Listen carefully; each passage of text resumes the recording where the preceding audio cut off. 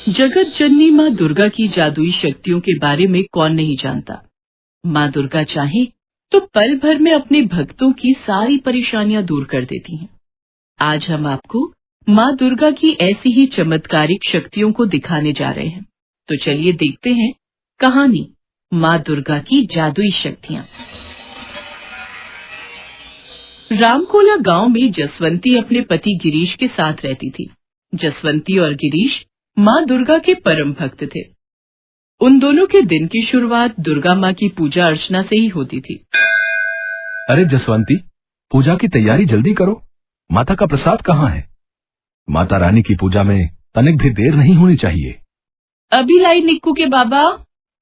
दोनों रोज सुबह स्नान करके माता रानी की पूजा करते और उन्हें भोग लगाते।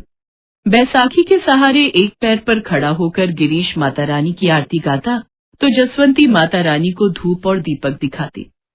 जय अम्बे गौरी, मैया जय श्यामा गौरी, तुमको निषदिन ध्यावत हरि ब्रह्मा शिवरी।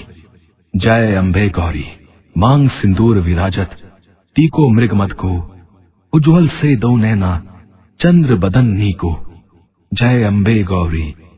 जसवंती और गिरीश के घर में माता रानी की अखंड ज्योति सदा ही जलती थी। भले ही वे दोनों खुद भूखे रहे, लेकिन माता रानी की सेवा में कोई कमी नहीं आने देते। जसवंती, अब मैं काम पर चलता हूँ। आज फिर देर हो गई तो लाला जी काम से निकाल देंगे। शुभ शुभ बोलिए निक्कू के बाबा, माता रानी पर भरोसा रखिए, वो सब ठीक कर देगी। गिरीश लाला धनीराम के खेतों में काम करता था। खेत की बुआई, जुताई और रखवाली सारे काम गिरीश के ही जिम्मे थे। लेकिन एक दिन अचानक गिरीश के एक पैर में लकवा मार गया, जिसके बाद गिरीश अपने दोनों पैरों पर कभी खड़ा नहीं हो पाया। अब बैसाखी ही उसका सहारा थी, जिसके कारण गिरीश धीरे धीरे चलता था और उसे काम पर पहुंचने में देर हो जाती थी। पैर खराब हो जाने के कारण अब वो फसल की बुआई और कटाई भी नहीं कर पाता था, सिर्फ उनकी रखवाली करता था, जिसके कारण गिरीश की आमदनी बहुत कम हो गई थी। रोज की तरह उस दिन भी गिरीश काम पर थोड़ा लेट पहुंचा था। क्यों रे गिरीश, तुझे कितनी बार कहा है कि समय पर आया कर, तुझे कोई बात समझ नहीं आती? मालिक, वो दुर्गा माता की पूजा अर्चना में देर हो गई, कल से जल्दी आऊंगा मालिक। रोज कल की बात कहता है और मुझे पता है तू कल भी देर से ही आएगा। दुर्गा माता की पूजा के कारण तू काम पर ध्यान नहीं दे पा रहा है। तेरी दुर्गा माता इतनी ही कृपालु है तो अपने चमत्कार से तेरा पैर क्यों नहीं ठीक कर देती? मालिक, मुझे दुर्गा माता पर पूरा भरोसा है। माता जो करती हैं अच्छे के लिए करती हैं। दुर्गा माता के खिलाफ गिरीश कुछ नहीं सुन सकता था, लेकिन लाला धनीराम उसका मालिक था, इसलिए उसने ज्यादा कुछ नहीं कहा और मन ही मन दुर्गा माता को याद करने लगा।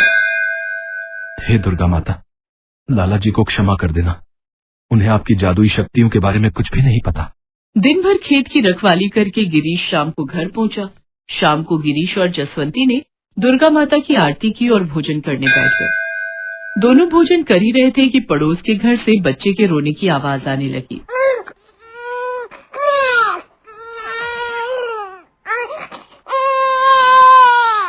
ना जाने दुर्गा माता हम पर कब कृपा करेंगी। हमारे पास तो निक्कू के इलाज के लिए भी पैसे नहीं हैं। काश दुर्गा माता अपनी शक्ति से कोई जादू करके हमारे निक्कू को ठीक कर देती। इतना कहते ही जसवंती की आंखों से आंसू बहने लगे। दुर्गा माता पर भरोसा रखो जसवंती, ये सब तो भाग्य का खेल है। तुम अपना दिल छोटा मत करो। माता रानी चाहेंगी तो हमारा निक्कू जल्दी ठीक हो जाएगा। दरअसल जसवंती और गिरीश के 2 साल का बेटा निक्कू जन्म से ही अंधा था। गरीबी के कारण गिरीश और जसवंती उसका इलाज नहीं करा पा रहे थे। गांव के वैद्य ने शहर ले जाकर इलाज कराने की बात कह दी थी और शहर में इलाज का मोटा खर्चा करना गिरीश और जसवंती के बस की बात नहीं था। उन्हें भरोसा था तो सिर्फ दुर्गा माता की जादुई शक्तियों पर। धीरे धीरे समय बीत रहा था और नवरात्र आने वाले थे। जसवंती और गिरीश हर साल नवरात्र पर दुर्गा माता की पूजा करते और 9 दिनों का व्रत रखते।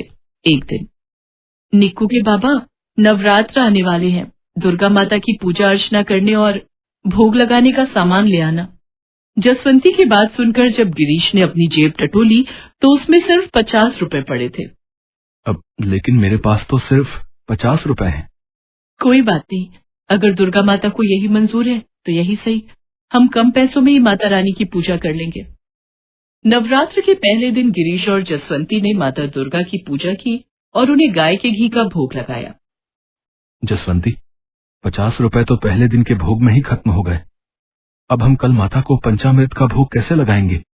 अब सब कुछ दुर्गा माता के हवाले है। अगर उन्हें भोग चाहिए तो वे ही कुछ इंतजाम करेंगी। हमारा क्या है, हमारा पेट तो दुर्गा माता का नाम लेने से ही भर जाता है। गिरीश और जसवंती शाम की पूजा अर्चना करके दुर्गा माता का नाम लेकर सो जाते हैं। रात में जसवंती के सपने में माता दुर्गा ने दर्शन दिया। दुर्गा माता ने जसवंती से कहा, जसवंती, तुमने और गिरीश ने अपनी सेवा और भक्ति से मुझे यहाँ आने पर मजबूर कर दिया है। मैं तुम दोनों की भक्ति से बहुत प्रसन्न हूँ। अब पूरे 9 दिनों तक मैं तुम्हारे घर में निवास करूंगी। सुबह जब जसवंती की नींद खुली तो कोई उसके घर का दरवाजा खटखटा रहा था। जसवंती ने दरवाजा खोला तो सामने एक छोटी सी कन्या खड़ी थी। तुम कौन हो बेटी? मेरा नाम दुर्गा है। मैं यहाँ अपने माँ बाबा के साथ नवरात्र का मेला घूमने आई थी, लेकिन अब मैं अपने माँ बाबा से बिछड़ गई हूँ। क्या आप मुझे कुछ दिनों के लिए अपने घर में रहने देंगी? हाँ बेटी, क्यों नहीं, अंदर आओ, ये तुम्हारा ही घर है। जसवंती उस बच्ची को अपने घर में ले आती है। जसवंती, हम दोनों तो नवरात्र के व्रत कर रहे हैं, इसलिए हमारे भोजन की मुझे कोई चिंता नहीं है। लेकिन हम इस बच्ची को तो भूखा नहीं रख सकते हैं। हमारे पास जो थोड़े पैसे थे वो माता रानी की पूजा व्यवस्था में खर्च हो गए हैं। हमारे पास तो निक्कू को खिलाने और माता रानी को भोग लगाने के लिए भी पैसे नहीं हैं। अब हम इस बच्ची को क्या खिलाएंगे? आप चिंता मत कीजिए, दुर्गा माता हमारी कोई न कोई मदद जरूर करेंगी। गिरीश और जसवंती दोनों बात कर ही रहे थे कि उस बच्ची ने जसवंती से कहा, माँ, आपका घर तो रुपए पैसे और अन्न से भरा हुआ है, फिर आप दोनों क्यों चिंता कर रहे हैं? लेकिन बेटी, हमारे घर में रुपए पैसे कहाँ से आएंगे? हम लोग तो बहुत गरीब हैं। माँ, ठीक से देखो, आपने दुर्गा माता की पूजा के लिए पोटली में जो पैसे बचाकर रखे थे, वहाँ देखो। जसवंती ने एक पोटली में दुर्गा माता की पूजा के लिए कुछ पैसे रखे थे, लेकिन वो पैसे तो एक दिन पहले ही खत्म हो चुके थे। लेकिन बच्ची के बार बार कहने पर जसवंती ने उस पोटली को खोलकर देखा तो उसके आश्चर्य का कोई ठिकाना न रहा। वो पोटली ढेर सारे रुपए और पैसों से भरी हुई थी। ये कैसा चमत्कार है? इस पोटली के पैसे तो कल ही खत्म हो गए थे, फिर आज यहाँ पैसे कहाँ से आए? जरूर ये दुर्गा माता की जादुई शक्तियों का असर है। इन पैसों से हम 9 दिन तक दुर्गा माता की पूजा अर्चना कर पाएंगे और अपने निक्कू और इस बच्ची को भी भरपेट खाना खिला पाएंगे। उस दिन तीनों ने मिलकर माँ दुर्गा की पूजा अर्चना की और फिर जसवंती ने निक्कू और उस बच्ची के लिए तरह तरह के पकवान बनाकर उन्हें खिलाए। दूसरे दिन गिरीश और जसवंती जब पूजा करने लगे तब बच्ची ने गिरीश से कहा, बाबा, अब आपको खड़े होने के लिए बैसाखी की कोई जरूरत नहीं है। आप बिना बैसाखी के भी खड़े हो सकते हैं और चल भी सकते हैं। लेकिन बेटी, मैं तो बैसाखी के बिना एक पल भी खड़ा नहीं रह सकता हूँ। अगर आपको माँ दुर्गा की जादुई शक्तियों पर भरोसा है तो बैसाखी को दूर रख दीजिए और आप बिना बैसाखी के खड़े होने की कोशिश कीजिए। उस छोटी बच्ची ने गिरीश के पैर की तरफ देखा और उसकी आंखों से एक तेज रोशनी निकली और गिरीश का पैर अपने आप ठीक हो गया। गिरीश अब बैसाखी के बिना ही अपने दोनों पैरों पर खड़ा हो गया। अरे अरे, मेरा पैर ठीक हो गया। जसवंती, तुमने देखा, मेरा पैर ठीक हो गया। अब मैं अपने दोनों पैरों पर खड़ा हो सकता हूँ। जय हो दुर्गा मैया की, जय हो माता रानी की। हे दुर्गा माँ, आपका बहुत बहुत धन्यवाद। गिरीश और जसवंती ने बच्ची के पैर धुलवाए और उसकी पूजा की। उसके बाद उसे भरपेट भोजन कराया। बच्ची ने थोड़ा भोजन थाली में ही छोड़ दिया। अब मेरा पेट भर गया है। थाली में बचा हुआ भोजन मेरा प्रसाद है। प्रसाद? तुम कौन हो बेटी? कहीं तुम... वो बच्ची कोई और नहीं बल्कि दुर्गा माता थी और माँ दुर्गा अपने असली रूप में आ गई। माँ दुर्गा को अपने सामने देखकर गिरीश और जसवंती दोनों ने सिर झुकाकर हाथ जोड़कर उन्हें प्रणाम किया। माता, आप स्वयं मुझ गरीब के घर आई। हम तो धन्य हो गए।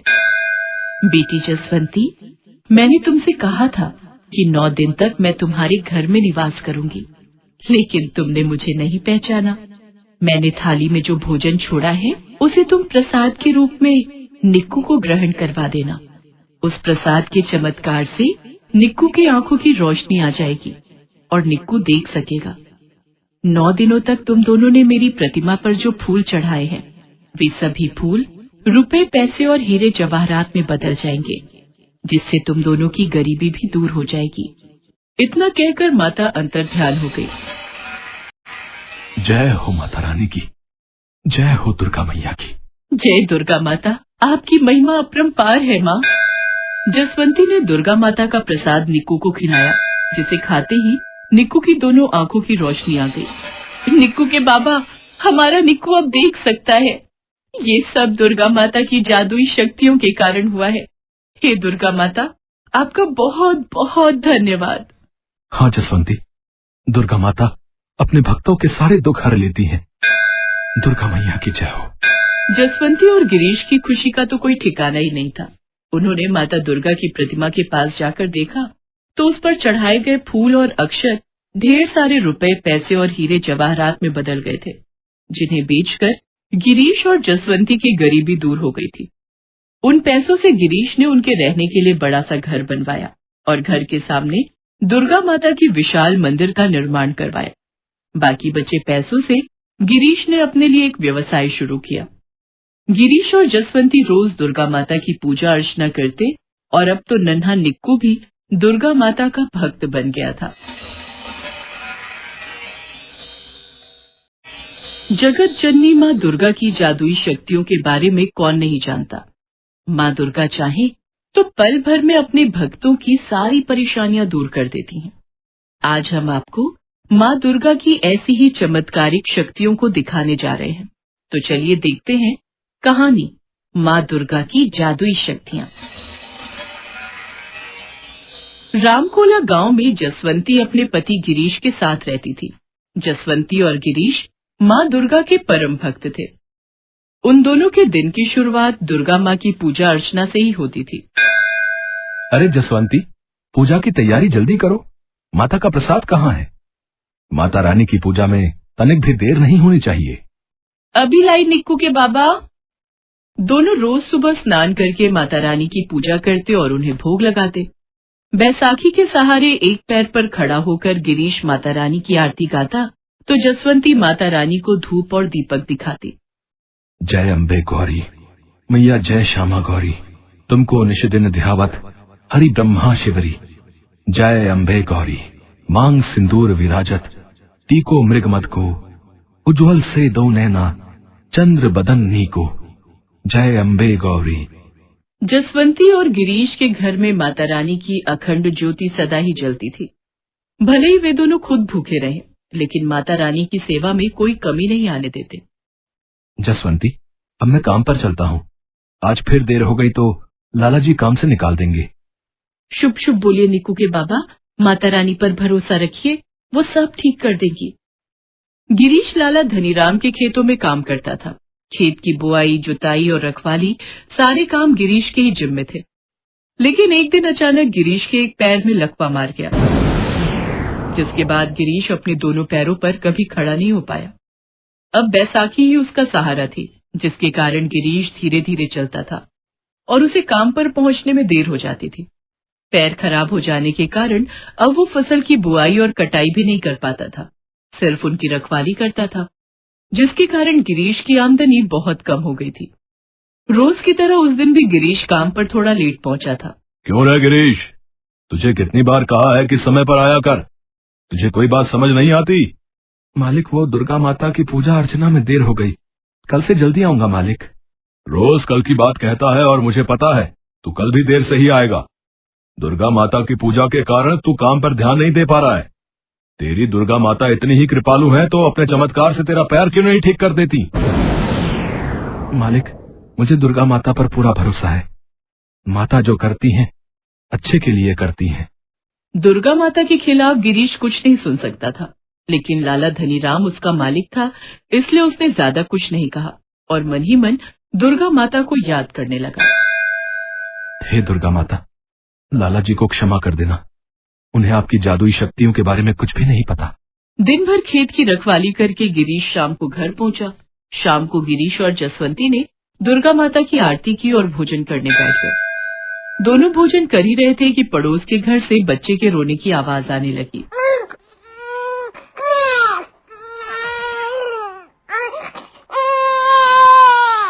ना जाने दुर्गा माता हम पर कब कृपा करेंगी। हमारे पास तो निक्कू के इलाज के लिए भी पैसे नहीं है। काश दुर्गा माता अपनी शक्ति से कोई जादू करके हमारे निक्कू को ठीक कर देती। इतना कहते ही जसवंती की आंखों से आंसू बहने लगे। दुर्गा माता पर भरोसा रखो जसवंती, ये सब तो भाग्य का खेल है। तुम अपना दिल छोटा मत करो। माता रानी चाहेंगी तो हमारा निक्कू जल्दी ठीक हो जाएगा। दरअसल जसवंती और गिरीश के 2 साल का बेटा निक्कू जन्म से ही अंधा था। गरीबी के कारण गिरीश और जसवंती उसका इलाज नहीं करा पा रहे थे। गांव के वैद्य ने शहर ले जाकर इलाज कराने की बात कह दी थी और शहर में इलाज का मोटा खर्चा करना गिरीश और जसवंती के बस की बात नहीं था। उन्हें भरोसा था तो सिर्फ दुर्गा माता की जादुई शक्तियों पर। धीरे धीरे समय बीत रहा था और नवरात्र आने वाले थे। जसवंती और गिरीश हर साल नवरात्र पर दुर्गा माता की पूजा करते और 9 दिनों का व्रत रखते। एक दिन, निक्कू के बाबा, नवरात्र आने वाले हैं, दुर्गा माता की पूजा अर्चना करने और भोग लगाने का सामान ले आना। जसवंती की बात सुनकर जब गिरीश ने अपनी जेब टटोली तो उसमें सिर्फ 50 रुपए पड़े थे। अब लेकिन मेरे पास तो सिर्फ 50 रुपए हैं। कोई बात नहीं, अगर दुर्गा माता को यही मंजूर है तो यही सही। हम कम पैसों में ही माता रानी की पूजा कर लेंगे। नवरात्र के पहले दिन गिरीश और जसवंती ने माता दुर्गा की पूजा की और उन्हें गाय के घी का भोग लगाया। जसवंती, 50 रुपए तो पहले दिन के भोग में ही खत्म हो गए। अब हम कल माता को पंचामृत का भोग कैसे लगाएंगे? अब सब कुछ दुर्गा माता के हवाले है। अगर उन्हें भोग चाहिए तो वे ही कुछ इंतजाम करेंगी। हमारा क्या है, हमारा पेट तो दुर्गा माता का नाम लेने से ही भर जाता है। गिरीश और जसवंती शाम की पूजा अर्चना करके दुर्गा माता का नाम लेकर सो जाते हैं। रात में जसवंती के सपने में माता दुर्गा ने दर्शन दिया। दुर्गा माता ने जसवंती से कहा, जसवंती, तुमने और गिरीश ने अपनी सेवा और भक्ति से मुझे यहाँ आने पर मजबूर कर दिया है। मैं तुम दोनों की भक्ति से बहुत प्रसन्न हूँ। अब पूरे 9 दिनों तक मैं तुम्हारे घर में निवास करूंगी। सुबह जब जसवंती की नींद खुली तो कोई उसके घर का दरवाजा खटखटा रहा था। जसवंती ने दरवाजा खोला तो सामने एक छोटी सी कन्या खड़ी थी। तुम कौन हो बेटी? मेरा नाम दुर्गा है। मैं यहाँ अपने माँ बाबा के साथ नवरात्र का मेला घूमने आई थी, लेकिन अब मैं अपने माँ बाबा से बिछड़ गई हूँ। क्या आप मुझे कुछ दिनों के लिए अपने घर में रहने देंगी? हाँ हाँ बेटी, क्यों नहीं, अंदर आओ, ये तुम्हारा ही घर है। जसवंती उस बच्ची को अपने घर में ले आती है। जसवंती, हम दोनों तो नवरात्र के व्रत कर रहे हैं, इसलिए हमारे भोजन की मुझे कोई चिंता नहीं है। लेकिन हम इस बच्ची को तो भूखा नहीं रख सकते हैं। हमारे पास जो थोड़े पैसे थे वो माता रानी की पूजा व्यवस्था में खर्च हो गए हैं। हमारे पास तो निक्कू को खिलाने और माता रानी को भोग लगाने के लिए भी पैसे नहीं हैं। अब हम इस बच्ची को क्या खिलाएंगे? आप चिंता मत कीजिए, दुर्गा माता हमारी कोई न कोई मदद जरूर करेंगी। गिरीश और जसवंती दोनों बात कर ही रहे थे कि उस बच्ची ने जसवंती से कहा, माँ, आपका घर तो रुपए पैसे और अन्न से भरा हुआ है, फिर आप दोनों क्यों चिंता कर रहे हैं? लेकिन बेटी, हमारे घर में रुपए पैसे कहाँ से आएंगे? हम लोग तो बहुत गरीब हैं। माँ, ठीक से देखो, आपने दुर्गा माता की पूजा के लिए पोटली में जो पैसे बचाकर रखे थे, वहाँ देखो। जसवंती ने एक पोटली में दुर्गा माता की पूजा के लिए कुछ पैसे रखे थे, लेकिन वो पैसे तो एक दिन पहले ही खत्म हो चुके थे। लेकिन बच्ची के बार बार कहने पर जसवंती ने उस पोटली को खोलकर देखा तो उसके आश्चर्य का कोई ठिकाना न रहा। वो पोटली ढेर सारे रुपए और पैसों से भरी हुई थी। ये कैसा चमत्कार है? इस पोटली के पैसे तो कल ही खत्म हो गए थे, फिर आज यहाँ पैसे कहाँ से आए? जरूर ये दुर्गा माता की जादुई शक्तियों का असर है। इन पैसों से हम 9 दिन तक दुर्गा माता की पूजा अर्चना कर पाएंगे और अपने निक्कू और इस बच्ची को भी भरपेट खाना खिला पाएंगे। उस दिन तीनों ने मिलकर माँ दुर्गा की पूजा अर्चना की और फिर जसवंती ने निक्कू और उस बच्ची के लिए तरह तरह के पकवान बनाकर उन्हें खिलाए। दूसरे दिन गिरीश और जसवंती जब पूजा करने लगे तब बच्ची ने गिरीश से कहा, बाबा, अब आपको खड़े होने के लिए बैसाखी की कोई जरूरत नहीं है। आप बिना बैसाखी के भी खड़े हो सकते हैं और चल भी सकते हैं। लेकिन बेटी, मैं तो बैसाखी के बिना एक पल भी खड़ा नहीं रह सकता हूँ। अगर आपको माँ दुर्गा की जादुई शक्तियों पर भरोसा है तो बैसाखी को दूर रख दीजिए और आप बिना बैसाखी के खड़े होने की कोशिश कीजिए। उस छोटी बच्ची ने गिरीश के पैर की तरफ देखा और उसकी आंखों से एक तेज रोशनी निकली और गिरीश का पैर अपने आप ठीक हो गया। गिरीश अब बैसाखी के बिना ही अपने दोनों पैरों पर खड़ा हो गया। अरे अरे, मेरा मेरा पैर ठीक हो गया। जसवंती, तुमने देखा, मेरा पैर ठीक हो गया। अब मैं अपने दोनों पैरों पर खड़ा हो सकता हूँ। जय हो दुर्गा मैया की, जय हो माता रानी की। हे दुर्गा माँ, आपका बहुत बहुत धन्यवाद। गिरीश और जसवंती ने बच्ची के पैर धुलवाए और उसकी पूजा की। उसके बाद उसे भरपेट भोजन कराया। बच्ची ने थोड़ा भोजन थाली में ही छोड़ दिया। अब मेरा पेट भर गया है। थाली में बचा हुआ भोजन मेरा प्रसाद है। प्रसाद? तुम कौन हो बेटी? कहीं तुम... वो बच्ची कोई और नहीं बल्कि दुर्गा माता थी और माँ दुर्गा अपने असली रूप में आ गई। माँ दुर्गा को अपने सामने देखकर गिरीश और जसवंती दोनों ने सिर झुकाकर हाथ जोड़कर उन्हें प्रणाम किया। माता, आप स्वयं मुझ गरीब के घर आई। हम तो धन्य हो गए। बेटी जसवंती, मैंने तुमसे कहा था कि 9 दिन तक मैं तुम्हारे घर में निवास करूंगी, लेकिन तुमने मुझे नहीं पहचाना। मैंने थाली में जो भोजन छोड़ा है उसे तुम प्रसाद के रूप में निक्कू को ग्रहण करवा देना। उस प्रसाद के चमत्कार से निक्कू की आंखों की रोशनी आ जाएगी और निक्कू देख सकेगा। 9 दिनों तक तुम दोनों ने मेरी प्रतिमा पर जो फूल चढ़ाए हैं, वे सभी फूल रुपए, पैसे और हीरे जवाहरात में बदल जाएंगे, जिससे तुम दोनों की गरीबी भी दूर हो जाएगी। इतना कहकर माता अंतर्ध्यान हो गई। जय हो माता रानी की, जय हो दुर्गा मैया की। जय दुर्गा माता, आपकी महिमा अपरंपार है माँ। जसवंती ने दुर्गा माता का प्रसाद निक्कू को खिलाया, जिसे खाते ही निक्कू की दोनों आंखों की रोशनी आ गई। निक्कू के बाबा, हमारा निक्कू अब देख सकता है। ये सब दुर्गा माता की जादुई शक्तियों के कारण हुआ है। हे दुर्गा माता, आपका बहुत बहुत धन्यवाद। हाँ जसवंती, दुर्गा माता अपने भक्तों के सारे दुख हर लेती हैं। दुर्गा मैया की जय हो। जसवंती और गिरीश की खुशी का तो कोई ठिकाना ही नहीं था। उन्होंने माता दुर्गा की प्रतिमा के पास जाकर देखा तो उस पर चढ़ाए गए फूल और अक्षत ढेर सारे रुपए, पैसे और हीरे जवाहरात में बदल गए थे, जिन्हें बेचकर गिरीश और जसवंती की गरीबी दूर हो गई थी। उन पैसों से गिरीश ने उनके रहने के लिए बड़ा सा घर बनवाया और घर के सामने दुर्गा माता की विशाल मंदिर का निर्माण करवाया। बाकी बचे पैसों से गिरीश ने अपने लिए एक व्यवसाय शुरू किया। गिरीश और जसवंती रोज दुर्गा माता की पूजा अर्चना करते और अब तो नन्हा निक्कू भी दुर्गा माता का भक्त बन गया था।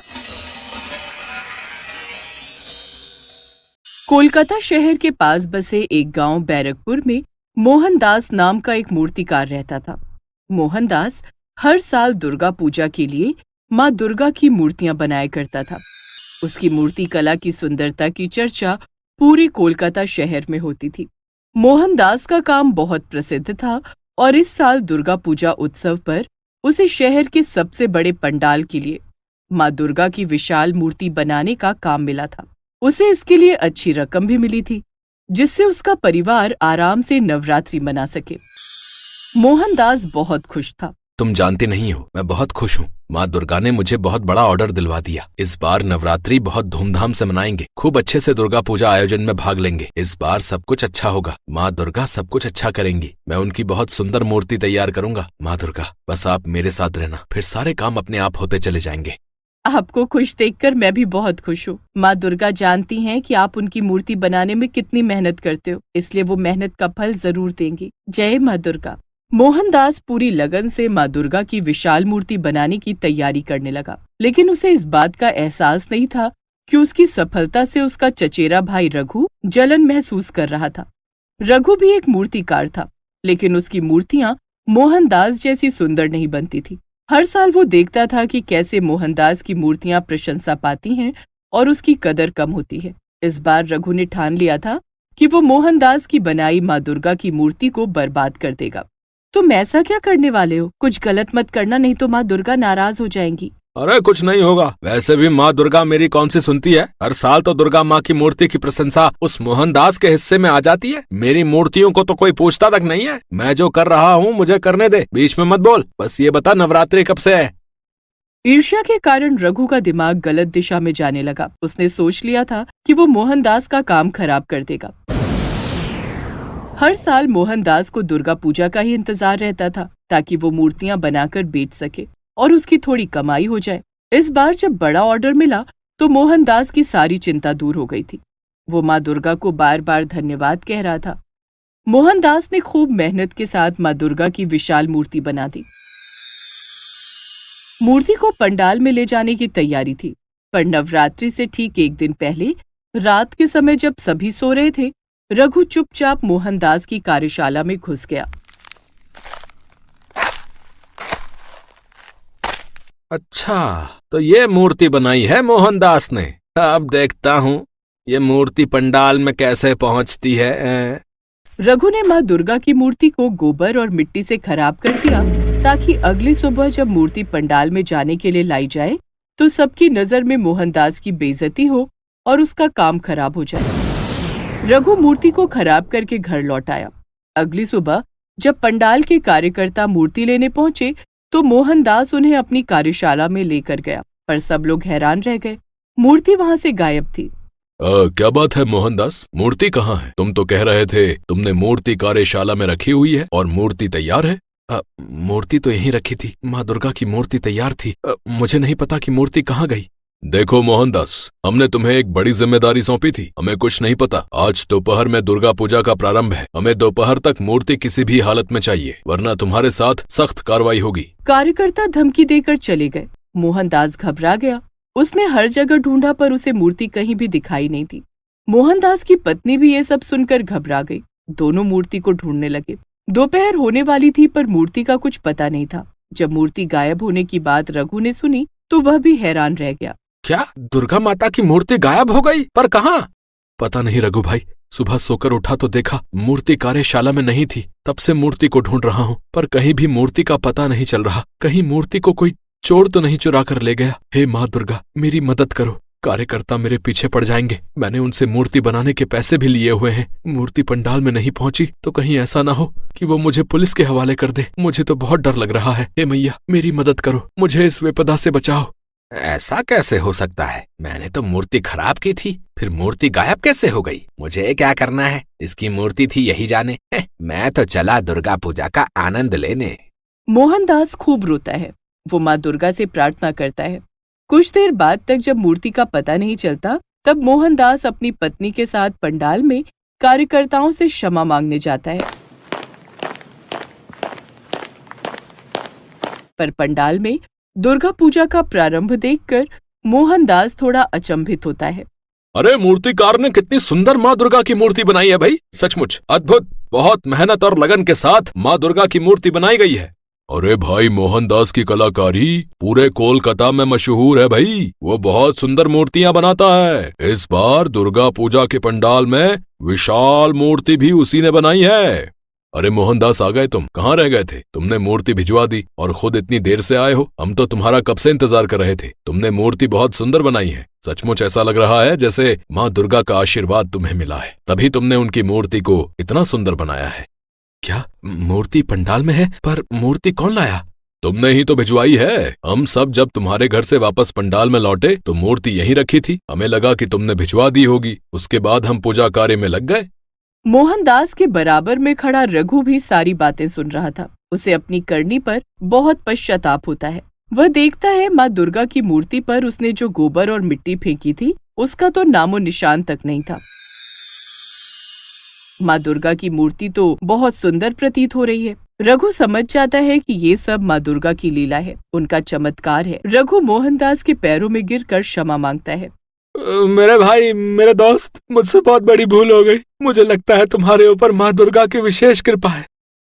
मैं तुम्हें सब सच बताता हूँ अनिरुद्ध भाई। कल रात को मैं मोहनदास के घर पर गया था। वहाँ पर मैंने ईर्ष्या में आकर माँ दुर्गा की मूर्ति के ऊपर मिट्टी और गोबर फेंक कर उसे खराब कर दिया था। उसके बाद मैं घर आ गया, पर आज माँ दुर्गा की मूर्ति का गायब होना और यहाँ पंडाल में बिल्कुल सही अवस्था में मिलना, ये सब माँ दुर्गा का चमत्कार है भाई। मोहनदास माँ दुर्गा का परम भक्त है और आज माँ दुर्गा ने अपने सच्चे भक्त के लिए चमत्कार दिखाया है। मुझे क्षमा कर दो माँ दुर्गा, मुझसे बहुत बड़ी भूल हो गई।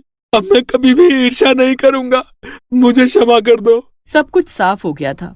माँ दुर्गा ने अपने भक्त मोहनदास को गलत साबित होने से बचा लिया। ऐसी ही है माँ दुर्गा की लीला। जो भी भक्त सच्चे मन से माँ दुर्गा की पूजा और आराधना करते हैं, उन भक्तों को माँ दुर्गा कभी भी कोई कष्ट नहीं होने देती। वे उन पर सदैव अपना आशीर्वाद रखती हैं।